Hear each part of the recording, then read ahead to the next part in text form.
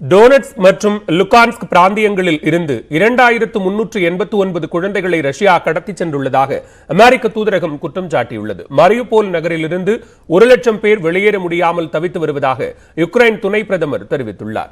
Ukraine மீதான ரஷ்யாவின் தாக்குதல் 4வது வாரமாக நீடித்து வருகிறது.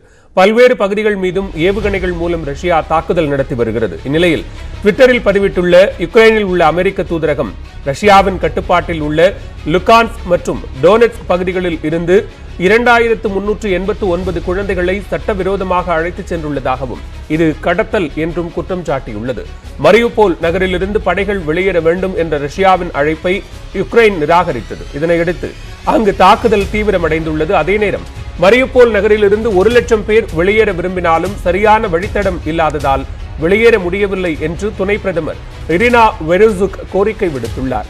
கர்சன் நகரில் உணவு மற்றும் மருத்துவ விநியோகம் கிடைக்காமல் 3,00,000 பேர் பாதிக்கப்பட்டுள்ளதாக யுக்ரைன் வெளியுறவு அமைச்சகம் தெரிவித்துள்ளது. இத்தாலி நாடாளுமன்றத்தில் காணொலி மூலம் உரையாற்றிய யுக்ரைன் அதிபர் ஜெலன்ஸ்கி ரஷ்யாவின் தாக்குதலால் மற்ற நாடுகளிலும் பட்டினி ஏற்படும் அபாயம் இருப்பதாக தெரிவித்தார்.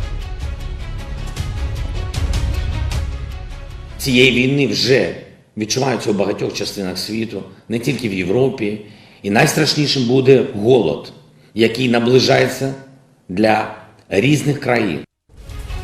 இதனிடையே கார்கிவ் பகுதியில் கவச வாகனங்களும் ஏவுகணை கட்டமைப்புகளும் தடையை மீறி முன்னேறி வருவதாக ரஷ்ய பாதுகாப்பு அமைச்சகம் தெரிவித்துள்ளது. இது தொடர்பான வீடியோவையும் வெளியிட்டுள்ளது.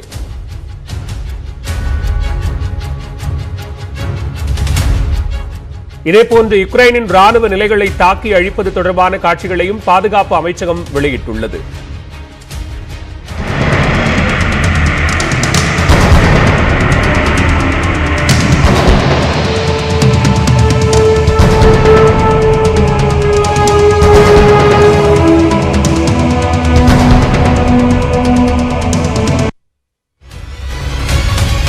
இந்நிலையில் யுக்ரைன் விவகாரத்தில் கட்டாய தேவை ஏற்பட்டால் மட்டுமே அணு ஆயுதங்களை பயன்படுத்துவோம் என்று ரஷ்ய அதிபர் மாளிகை செய்தி தொடர்பாளர் டிமிட்ரி பெஸ்கோவ் தெரிவித்துள்ளார். அணு ஆயுதங்களை பயன்படுத்த வாய்ப்பு உள்ளதாக உலக நாடுகள் எச்சரித்து வரும் நிலையில் இந்த விளக்கம் அளிக்கப்பட்டுள்ளது. இதனிடையே பிரிட்டன் பிரதமர் போரிஸ் ஜான்சனுடன் பிரதமர் நரேந்திர மோடி தொலைபேசியில் தொடர்பு கொண்டு பேசினார். அப்போது யுக்ரைனில் போரை முடிவுக்கு கொண்டு வர வேண்டும் என்றும் பேச்சுவார்த்தை மூலம் தீர்வு காண வேண்டும் என்றும் நரேந்திர மோடி வலியுறுத்தினார். மேலும் இருதரப்பு விவகாரங்கள் குறித்தும் விவாதிக்கப்பட்டது. ரஷ்யாவில் சர்க்கரை வாங்க பொதுமக்கள் முட்டி மோதும் காட்சிகள் வைரலாகி வருகின்றன. யுக்ரைன் மீது ரஷ்யா போர் தொடுத்துள்ளதால் அந்நாட்டின் மீது அமெரிக்கா உள்ளிட்ட நாடுகள் கடும் தடைகளை விதித்துள்ளன. இதன் காரணமாக அங்கு பொருளாதார சுணக்கம் ஏற்பட்டுள்ளது.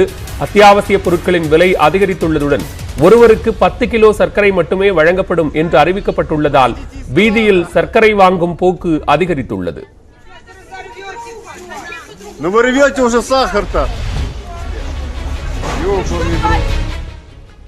ஒரு நாட்டின் அமைச்சர்களாக இருந்தவர்களை வாடகை கார் ஓட்டுநராகவும் பீஸா டெலிவரி ஊழியராகவும் புரட்டி போட்டிருக்கிறது வாழ்க்கை. இந்த மோசமான சரிவுக்கு காரணம் என்ன? இந்த தொகுப்பில் பார்க்கலாம்.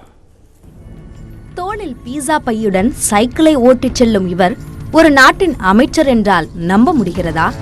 ஆம், இவர் ஆப்கானிஸ்தானின் முன்னாள் தகவல் தொழில்நுட்பத்துறை அமைச்சர் சையது சதாத். தற்போது ஜெர்மனியின் லெய்ஸ்பிக் நகரில் பீஸா நிறுவனம் ஒன்றில் டெலிவரி ஊழியராக பணியாற்றி வருகிறார். அஷ்ரப் கனி தலைமையிலான அரசில் 2018ஆம் ஆண்டு தகவல் தொழில்நுட்பத்துறை அமைச்சராக பொறுப்பேற்ற சையது 2020ஆம் ஆண்டு பதவியை ராஜினாமா செய்தார். அஷ்ரப் கனி அரசுக்கு தாலிபான்கள் நெருக்கடி கொடுப்பதை அறிந்த சையத் எதிர்காலத்தை கருத்தில் கொண்டு பணியை துறந்தார். இங்கிலாந்தின் ஆக்ஸ்போர்ட் பல்கலைக்கழகத்தில் தகவல் தொடர்பியல் துறையில் 2 முதுநிலை பட்டம் பெற்ற சையத் பீஸா டெலிவரி ஊழியராக பணியாற்றுவது வேதனையாகவே பார்க்கப்பட்டாலும் தலைமறைவாக வாழ்வதை விட இதுபோன்று கௌரவமாக பிழைப்பதில் தவறில்லை என்கிறார் நம்பிக்கையுடன். இதேபோல் ஆப்கானிஸ்தானில் நிதியமைச்சராக பணியாற்றியவர் காலித் பையன்டா.